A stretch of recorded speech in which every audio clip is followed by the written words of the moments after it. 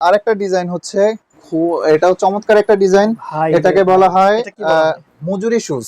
আচ্ছা আচ্ছা, মানে এটাকে ক্যাজুয়াল লোফারও বলা হয়, আবার আমাদের ভাষায় বলি মজুরি শুজ। মজুরি শুজ।